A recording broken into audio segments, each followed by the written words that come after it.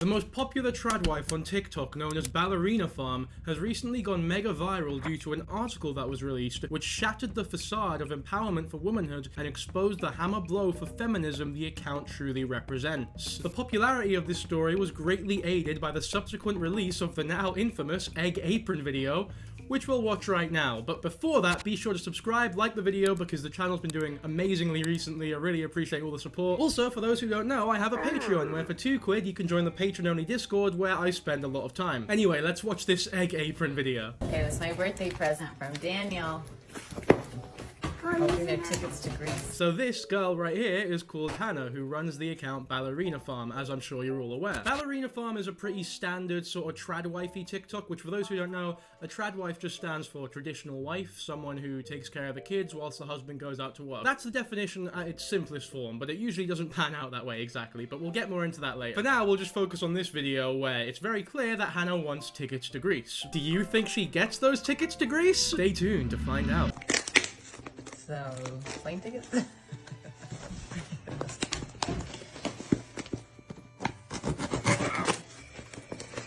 Ooh, a hat I can wear in Greece. How brutal is that? She opens up the cardboard box, which Daniel, the husband, he's not even like wrapped it up or anything. He's just given her like an Amazon Basics package. But it's quickly become apparent that there aren't tickets to Greece in this box. So she thinks it's a hat that she can wear in Greece because she is adamant that they're going to Greece. She believes it. She wants it. I'm going to give you a quick spoiler alert, but it's not a hat. In fact, it's nothing to do with Greece. It's not a hat.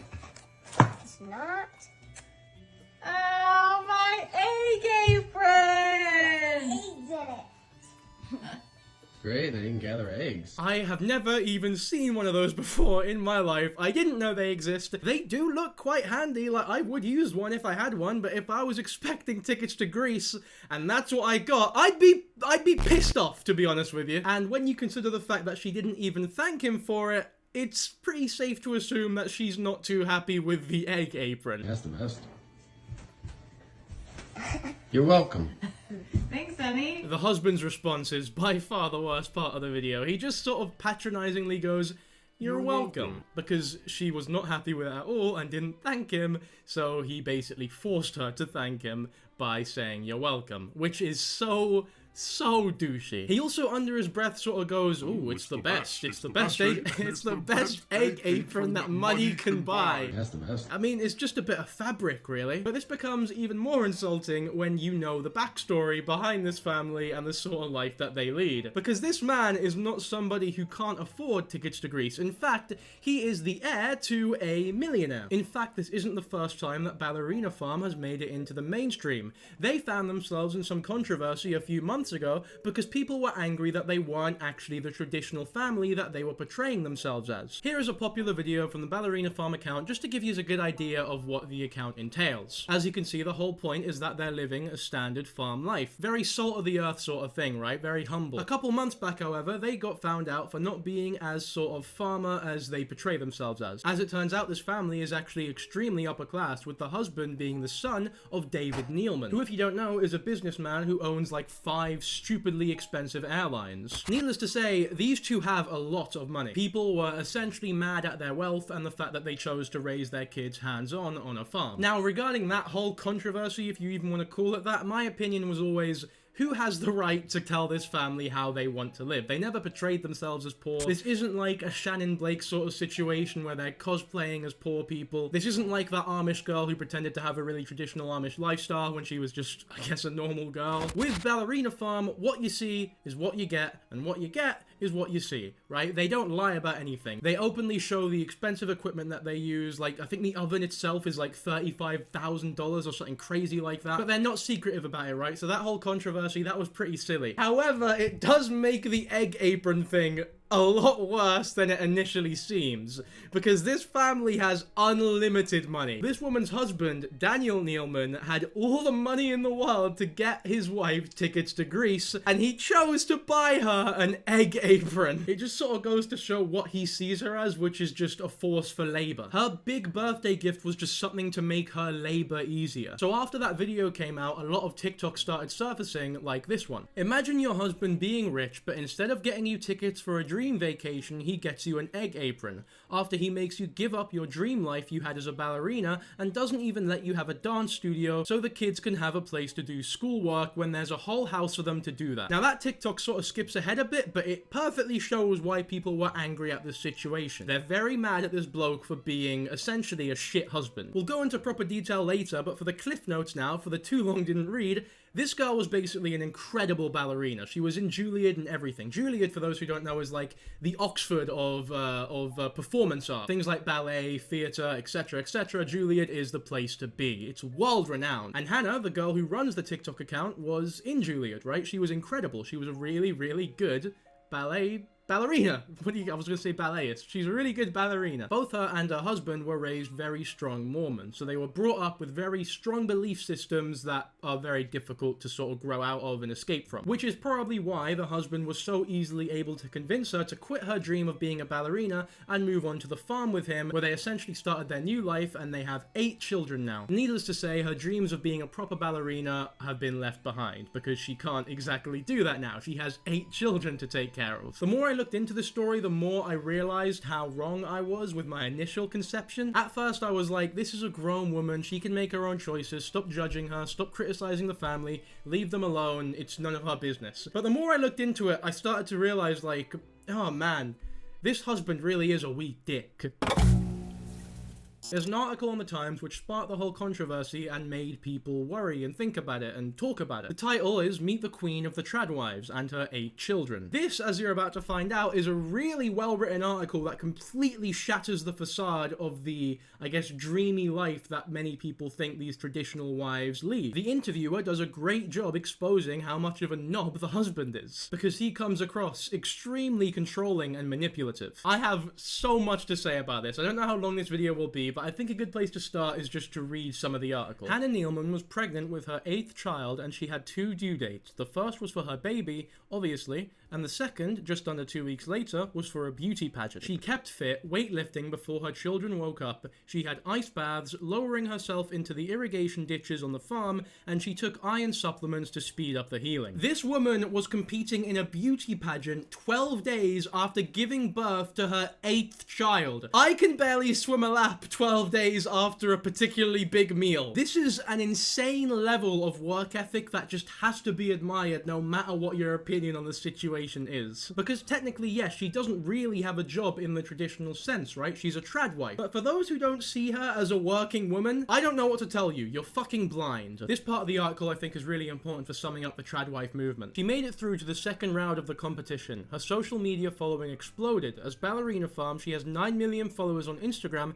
7.4 million on TikTok, and 1.5 million on YouTube. And people went berserk. Was this the ultimate act of empowerment? Nealman doing what she wanted, or the ultimate demonstration of oppression, her tender body encased in spiky sequins? Nealman, whether she liked it or not, was declared leader of a new and controversial group on the internet, the Tradwives. Now, for those who are unaware, the Tradwife movement was sort of born as a rival to the girl boss era, right? Fourth wave feminism. I'm sure most people watching this video are aware of what that is, so I won't go too into it, but the Tradwives were meant to rival it, right? Basically a subgenre of people who insist that a traditional family where the man works and the woman takes care of the children is the ideal way to go. I think, however, that there is a very good reason that we've left those ways behind us.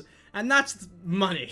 Which is the same reason as many things. Raising a family on a one-income household nowadays is pretty much impossible. Unless the bloke is making an obscene amount of money, if you want to raise a family, especially one with 8 children, both parents are gonna have to be working. When you're an heir to fucking billions though, like Daniel Nealman is, that's not really an issue. And so that's why they're able to live this lifestyle. But things get really ugly really quickly. We'll continue with the article. Here's a picture of the two. Here's Hannah and Daniel. Daniel is described as an all-American steak of a husband, square-jawed and denim-clad. And to be fair, he's, you know, a fairly decent-looking bloke. He looks like he works out. Do you think he does like his wife and gets up before the children wake up so that he can weightlift?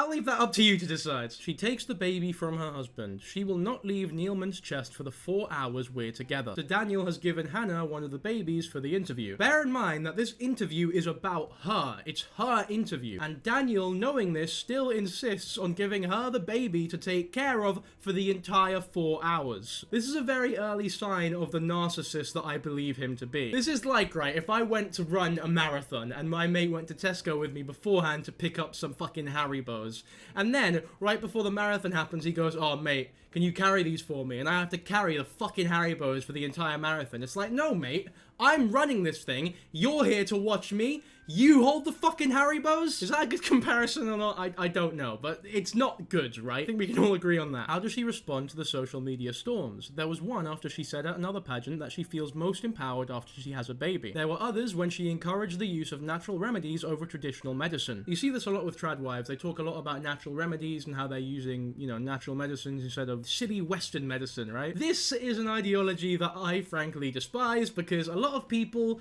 who are looking for answers but don't trust the system, so to speak, will fall back on things like transcendental meditation or natural remedies to cure maybe cancer, for example, right? And then guess what happens?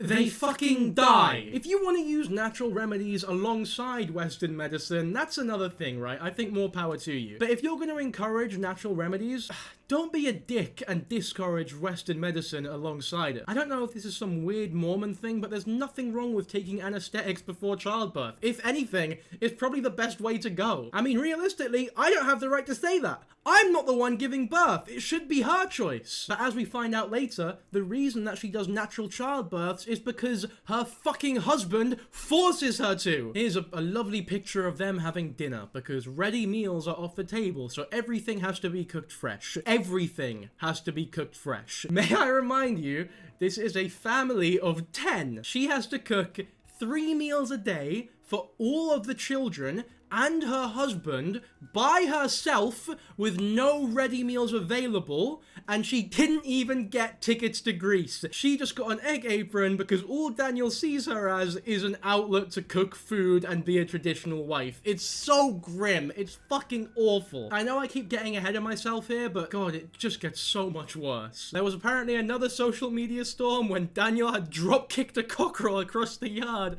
and it attacked one of their children. Daniel is so good about that, she says, looking to her husband. He says, you can't lean into what people are saying or the titles people are putting on you. You just have to live your life and shut that out, because if not, it will overtake you. Now, whilst on the surface that might seem like decent advice, it's whatever, right? Like, it's not great advice, it's not bad advice, it's just sort of an opinion, I guess, right? However, in hindsight, having read this entire article myself already, I sort of see this as the husband trying to almost brainwash, for lack of a better word, Hannah. Because, of course, Hannah is getting a lot of comments on her TikTok basically saying, you deserve more than this Egg Apron. Daniel is not treating you as you deserve, right? Which I am inclined to very much agree with. But by constantly telling his wife, oh, don't listen to them, you have to cut all that out of your life, they're just sort of naysayers, it might lead her to disregard all of the genuine advice and worry that people on the internet are giving to her, much of which is very much warranted. Neilman is the most well-known trad wife, despite having never attached herself to the movement or even used the term. How does she feel about it? We were already together, doing what we were doing, Daniel replies instead.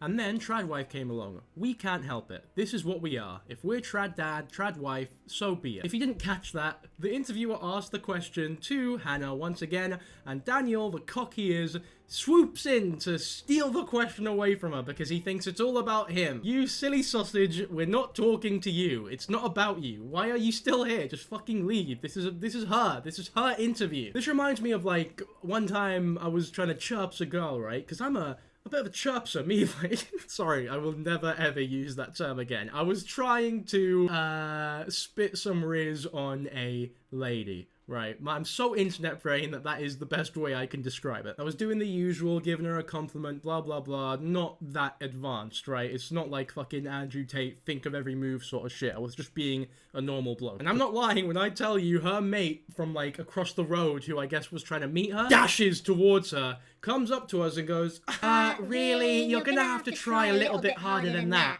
And it's like, first of all, you don't know how hard I was trying. You didn't hear the interaction that we had.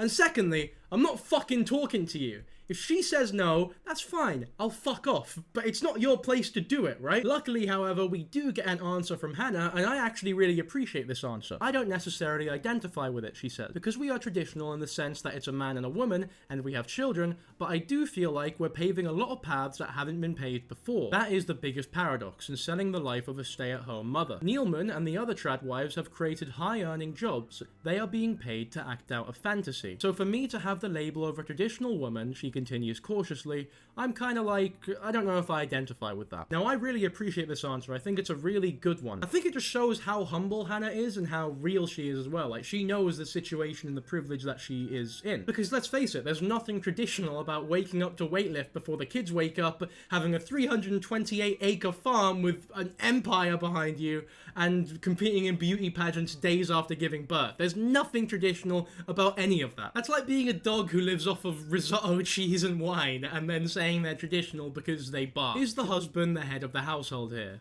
No, Daniel answers. Once again, Daniel, stop trying to fucking control the trajectory of this interview. It's not about you. We're co-CEOs. Yeah, Neilman says, we are. Right, so she doesn't really answer that question. She just sort of goes along with what her husband has said. Who knows what conversation the two had before this interview took place, but I'd imagine that he is this controlling all of the time. If he's this controlling in public, who knows what he's like in private, right? And as we go on to find out, they're definitely not co-CEOs, right? He runs the show, and it's grim. We pass the family's minibus, a 15-seater. Is the aim to fill it? Someday, yeah, Daniel says. We're getting old and worn out, Neilman says.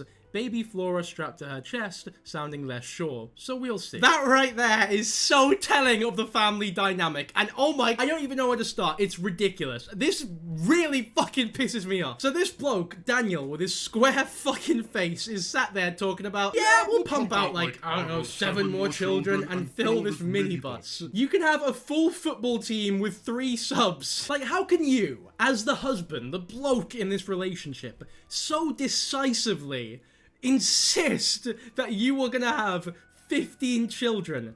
I get it, right? If you're a bloke and you want kids, you want to pick a woman who also wants kids. And to an extent, I would understand if you were angry about having, I don't know, maybe 0 children, right? You might even insist upon having 2 children. At a push, maybe 3.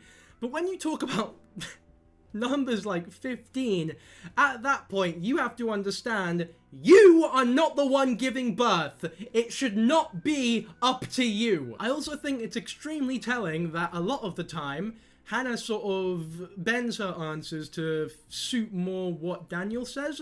But even in this situation, she's like, I don't know about that one, Daniel. I feel like you're being a bit of a fucking idiot. Like, even though she's saying, oh, we'll see, she's definitely thinking, fuck no, fuck off, you're a dickhead, don't even say that. And I wouldn't consider that armchair psychology, I would consider that common sense. Honestly, with an attitude like this, I feel like the only reason that he has a wife is because of the money. Like, if this bloke was just making an average income, no one would want to fuck him. He sounds devilishly annoying. It's probably why he wanted to move into a farm in the first place, because he had no fucking friends. There's nothing for him to lose, exactly. Online, the Neilmans sell meat boxes from their cows and pigs, as well as branded sourdough starters, rock salt, copper measuring cups, and beeswax candles. They have 3 full-time employees on the farm, 30 at the warehouse, and more than 10 in the office, and a creative director who manages the website visuals. That's all pretty important in establishing how much of a brand, how much of a company the Ballerina farm stuff is, right? Like, once again, this is not traditional at all, right? They are a brand, and they are making ungodly amounts of money despite the standard of gift giving being an egg apron. We drive past the dairy cows, looking out across a river valley and the arid mountains beyond. Was this what she always wanted? I ask when we get a moment alone, while Daniel checks on the animals. No, she says. This is extremely interesting, right? Because this is the first time that we get a decisive answer from Hannah herself, and it's a no. I think it's extremely noteworthy that when Daniel was there, even when he was suggesting outlandish things like pumping out another 7 children, she wouldn't say no. She'd say, oh, we'll see, maybe, I'm not too sure. But the second he leaves, there's an immediate no, yes, decisive answers, right? She's clearly a lot more comfortable and honest when he's not around. That much is clear, right? That's not me sort of speculating. Well, I guess it is, but it's a very well-informed speculation. My goal was New York City. I left home at 17 and I was so excited to get there. I just loved that energy. And I was gonna be a ballerina. I was a good ballerina. She pauses again. But I knew when I started to have kids, my life would start to look different. This is a very common sort of thought process to have. A lot of people, I have this thought process, right? I want to fulfill my dreams and sort of get my career sorted before I have children,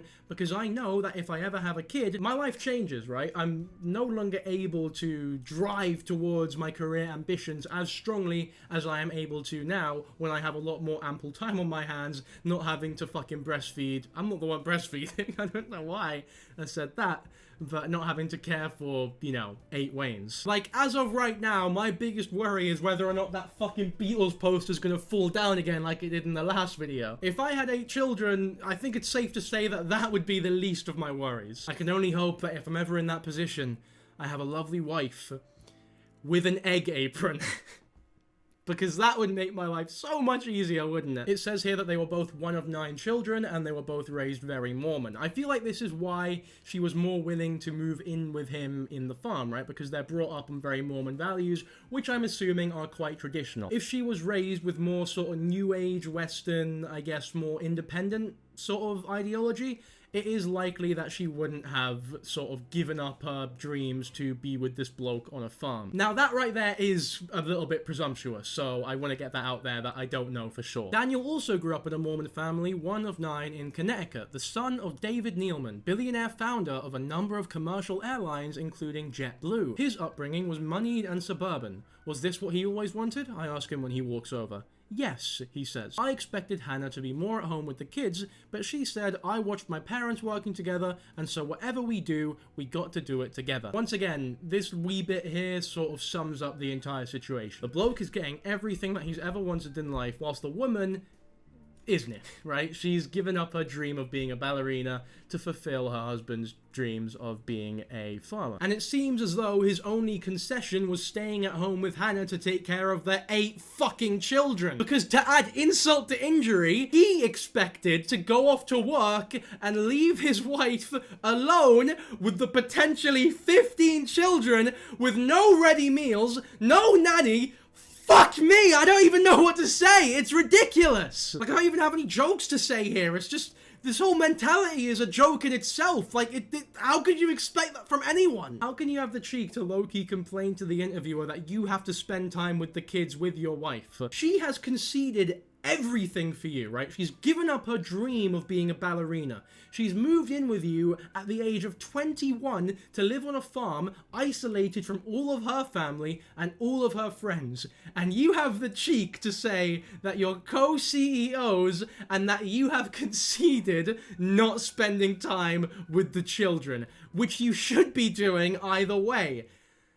Oh, I don't even know what to say. I'm checking my notes that I've written for this video. I've just got written here, strange man. Anyway, you're all probably thinking, like, because when you look at pictures, she is a stunner. He's not bad looking, but she is stunning, especially for someone who's had 8 children. I mean, she weightlifts a lot. It's clear that she has a crazy work ethic and she works very hard to keep herself looking nice, right? So kudos to Daniel. He must have had some outstanding riz to pull someone like her. Like, Jesus Christ, the game on this man must have been incredible. Let's read about their romantic beginnings.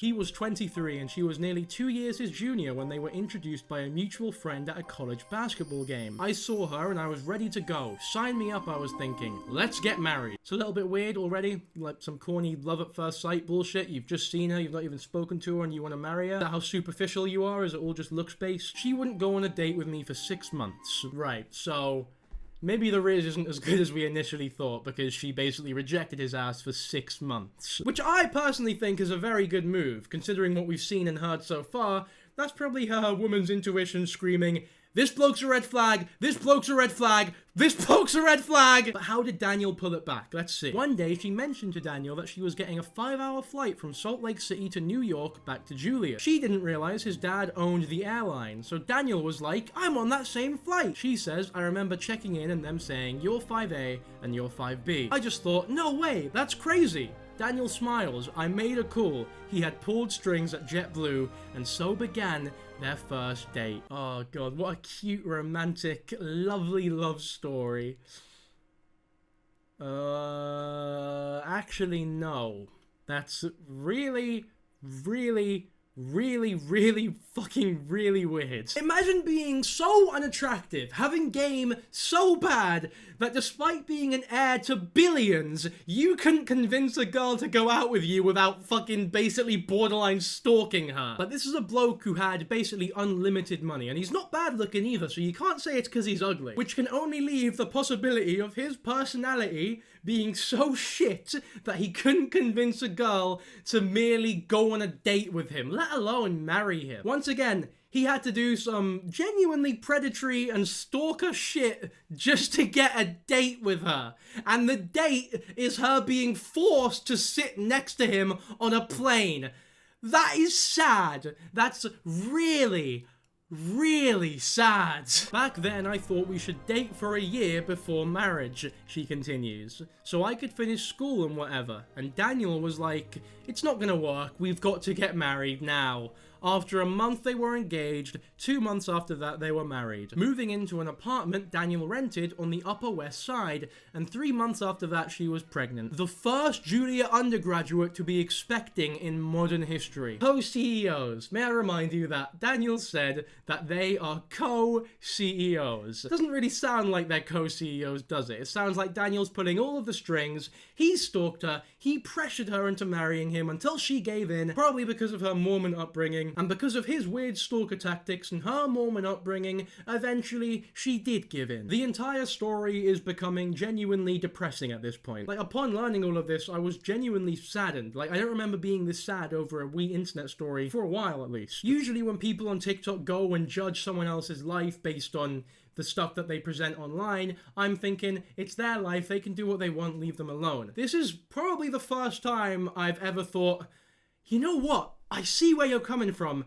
and I kind of agree with you. Now, that's not to take all responsibility away from her, right? At the end of the day, she is a grown woman who can make her own choices, and some of this has to land on her, right? Like, a couple percentage points have to land on her. But I am absolutely willing to, I guess, admit that the bloke is responsible for the majority of this, right? If she played her cards slightly differently, this wouldn't have happened, and she could have continued her career in Juilliard and become a ballerina. And if he was a more normal, respectable bloke, that definitely would have happened, because it doesn't seem as though she was very interested in him. Unfortunately, her limit for how much she could take was just broken by him, and she was basically forced into marriage. I mean, it is really just actually sad. I feel really bad for her. So after locking her into the marriage after 3 months by having a child, basically negating any possibility of her fulfilling her dreams, they moved to Brazil, where before long she had 3 kids under 4. At first, she was still dancing professionally, right? At first. She's not doing it anymore because she has 4 children and she's in fucking Rio. The family eventually settled in Utah. Utah, for those who don't know, is where most of the Mormons in America are. You're probably all aware of the 8 passengers situation. All that was in Utah too. Now, I'm just going to read this bit verbatim because it's very well written and sums up the situation perfectly. Our first few years of marriage were really hard. We sacrificed a lot, she says. But we did have this vision, this dream, and Daniel interrupts. We still do. What kind of sacrifices, I ask her? Well, I gave up dance, which was hard. You give up a piece of yourself, and Daniel gave up his career ambitions. I look out at the vastness and don't totally agree. Daniel wanted to live in the Great Western Wilds, so they did. He wanted to farm, so they do. He likes date nights once a week, so they go. They have a babysitter on those evenings. He didn't want nannies in the house, so there aren't any.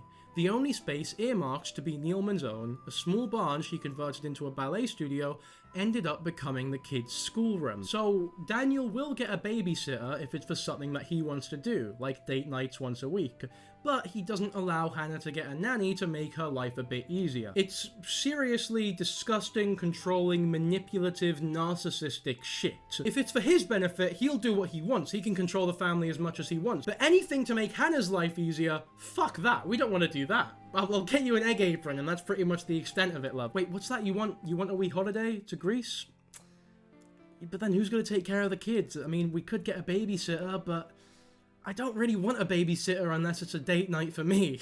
so bad. It's so bad. Daniel wants to take me to see the new dairy farm buildings, while Neilman goes back into the house to make lunch for the kiddos. We stop at an irrigation ditch, which he explains, the offices, which he explains, the milking stations, which he explains. I check my watch, feeling edgy. I want to talk to Neilman. This is the most blatant and clear example of Daniel trying to make the interview about himself because he's a narcissistic prick. For the third or fourth time, this isn't about you, it's about her. Stop trying to control the interview. Speaking of which, I'm really curious to see what his reaction to this article is, because he's trying to control the direction of it. He probably thought, I've smashed this, I'm going to come across so well here. But the interviewer doesn't buy into his shit, right? He's basically exposing everything wrong that he's done. But she doesn't go too far, so you can't quite call her a biased interviewer either. She's giving us just enough information to display how controlling and manipulative he is for us to make our own conclusions without outright saying it. It really is good journalism. We have half an hour to talk before Neilman has to take some of them to ballet class. Now they only have half an hour to talk before Neilman has to take her kids to ballet class. I've just clocked, by the way, that this water bottle has been here the whole time, sort of blocking the shot, so I'm going to put it on the floor, and I'm leaving this in so that it's not jarring that it's just disappeared out of nowhere, right? It's not disappeared, I've just put it on the floor. Anyways, intentional or not, Daniel has wasted the interviewer's time here. Now they only have half an hour left. I don't know if it's because maybe he didn't like the direction that the interview was going,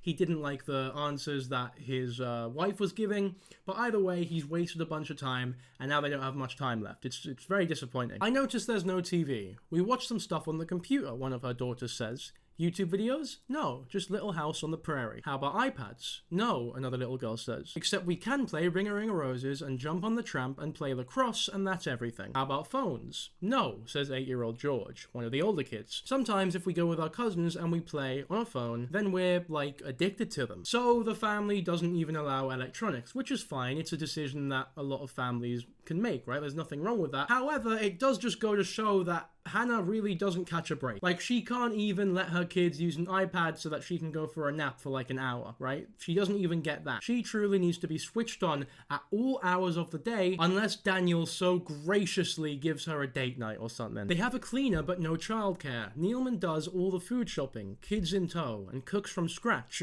They don't do ready meals. Despite the more traditional aspects of their relationship, Daniel is a hands-on father, taking the kids out to the farm and doing all the laundry. The children appear to look after each other quite well too. There are so many that they seem to have become an almost self-sustaining entity. Still, Daniel says, Neilman sometimes gets so ill from exhaustion that she can't get out of bed for a week. How do you just casually throw that in there like it's not a big problem? How can you as a husband sit there and watch your wife bedridden for a whole week out of pure exhaustion and still not think to hire a nanny or buy some ready meals or a chef when you have the money to? If you really cared about your wife, and I know this is me getting too personal and sort of prying into their life, but in my opinion, anyone who truly cares for their wife wouldn't do this. If you've seen someone struggling this much and you had the resources to help them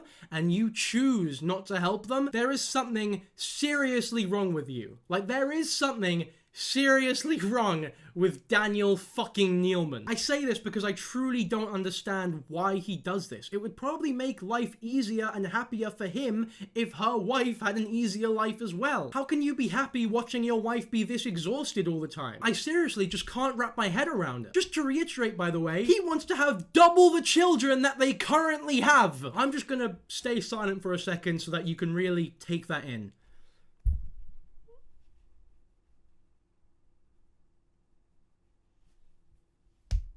Watch time, baby. It's then revealed that Daniel wasn't even there for one of the births. However, this is probably a good thing because it's the only birth where she was allowed to use anesthetics. Which, obviously, was only because her husband wasn't there, because Daniel wouldn't have allowed that shit. The bedroom is also where she had her children, with the exception of Henry and Martha, who were born in a hospital. A fact that did not escape some of her followers. After that, I was like, I'm ready to go back home, she says. I just love having them at home. It's so quiet. She also gave birth to them without pain relief. None at all? She shakes her head. Why? I don't know. I just have never loved taking it. She stops herself, except with Martha. I was 2 weeks overdue and she was 10 pounds and Daniel wasn't with me. She lowers her voice. Daniel is currently out of the room taking a phone call, so I got an epidural, and it was an amazing experience. Where was Daniel that day? It was shipping day for the meat boxes and he was manning the crew. But the epidural was kind of great. She pauses and smiles. It was kinda great. So she wants and enjoys anesthetics for very obvious reasons. This is not a woman who is ignorant to the pain of childbirth. She's done it 8 times, and if her husband gets what she wants, she'll do it 7 more. But the very fact that she had to lower her voice so that her husband wouldn't hear that she enjoyed and took an epidural says so much about this family dynamic. It says so much about the type of character that Daniel is, and it says so much about how secure and good she feels in this relationship. May I remind you that when Daniel was right next to her while she was answering the questions, she said that she loved natural remedies. She didn't want to take anesthetics, and she loved doing things the natural way. She was bragging about how she felt most like a woman after doing things like childbirth without pain remedies. However, the second Daniel leaves the room, the answers totally change, and all of a sudden, she loves anesthetics. It was a great experience. This is extremely telling. It's almost a good thing that Daniel was present for some aspects of the interview, because it actually goes to show how much his presence affects the answers being said. If Daniel wasn't around, we might be inclined to think that the relationship is a lot healthier than it actually is. So weirdly enough, Daniel's arrogance and controlling nature actually exposed more of the problems in this relationship than would have been if he was actually, a good husband who thought, you know what? I'll take care of the kids. This is your moment. Enjoy the interview. The Nealmans have very strongly held Mormon beliefs, which they mention far more in person than they do online. The Mormon Church emphasizes heterosexual unions and sexual purity. It opposes elective abortions, allowing for exceptions only when the pregnancy results from or incest, or when there is a life of threat to mother or fetus. Does Nealman agree with the stance on abortion? The church is a lot more lenient than a lot of states in the US, Daniel says. The church is against I'm going to get an abortion because I'm not happy I'm pregnant. We see the joy of having kids, and the sanctity of life, Nealman says. Absolutely, he continues, and that's probably why the church tells you, don't have sexual relations, get married. Because if not, you might have a kid that you regret having, and all of a sudden you get an abortion, and that's not good. Well said, Daniel. What a great educated view on abortions from someone who has all the money in the fucking world. Of course he thinks this. Of course he thinks abortions are bad. Of course he doesn't understand why anybody would get an abortion. Because to him, it's not even in the equation. He doesn't understand that some people might financially struggle with having a child, because that is the reason for most abortions, right? It's financial. A very common response to an unplanned pregnancy is to think, if I have this kid, it's going to be shit because we don't have money. The kid will have a bad life and we'll have a bad life. We're going to have to get rid of it, right? And it's a very difficult decision. It's not one that most people just make willy-nilly, right? It's an extremely stressful and traumatic process for most families that undergo the procedure. Obviously, the son of a billionaire father who has all the money he could ever ask for won't understand the financial struggles that come for some people when they have a baby. And the fact that he doesn't even stop to consider that some people might financially struggle with a whole other human being in the house just goes to show how purely self-serving he is. His inability to think about the well-being of other people in his life, including his wife. Here's another part of the article that I'll just read verbatim because it's perfect. I can't, it seems, get an answer out of Nealman without her being corrected, interrupted, or answered for by either her husband or a child. Usually, I'm doing a battle with steely Hollywood publicists. Today, I'm up against an army of toddlers who all want their mum and a husband who thinks he knows better. Why, I asked before I leave, did she do those pageants in between babies? Well, my sister called me and said, there's a Mrs. Utah, let's do it together, just to, she gestures at the children around her, break things up. And the gowns, well, they used to be in her bedroom cupboard, but with all of her stuff, and Daniel's and Henry's and Charles and George's and Francis and Lois's and Martha's and Mabel's and Flora's, the cupboard got so full that there wasn't any more room. So Daniel put them in the garage. It's a perfect and poignant end to the article that basically sums everything up. Ultimately, this is an extremely sad situation, an extremely depressing story, and an extremely well-written article. I think it's great that this story has become as public and popular as it is, because it's opened a lot of people's eyes to how just terrible the facade of a trad wife actually is. Well, most of the time at least. Like, there are people who genuinely watch these videos and these TikTok accounts of these traditional families and think, yes, this is beautiful, what a great thing that's happening. Unaware of the fact that there's a film crew of about 50 people behind them filming the whole thing and making it as, I guess, palatable and desirable as possible. When in reality, it's all a facade that's very easily broken by an interviewer who previously had known nothing personal about the people involved. I mean, she went into the household, and despite the husband's best efforts, within a few hours, she basically exposed how isolating and dehumanizing this sort of lifestyle can be. How this woman had to sacrifice everything for the sake of her husband, who sacrificed nothing. Like I said before, usually in these situations, I think, it's none of my business, right? Let these grown adults who are consenting do what they want with their lives. But for a situation like this, I'm extremely conflicted. They are both grown adults who can make their own decisions. But it's very clear that she has been manipulated and tricked into doing exactly what the husband wants. She was basically stalked and pressured into submission and forced to have a child a mere 3 months after their first date, immediately forcing her to stop dreaming and do exactly what the husband is wanting. It's just sad. That's the only word I can think to describe it. It's sad. I think that's all I have to say about this situation though, so I hope you all enjoyed the video. Once again, be sure to like and subscribe. The support recently has been incredible. And also I have a Patreon, like I mentioned at the start of the video. The perks are on there in more detail. Big shout out to KitchenX3 and Riley for being patrons for the channel. I can't tell you how much I appreciate the support. And yeah, that's probably about it. So I'll see you soon. Bye.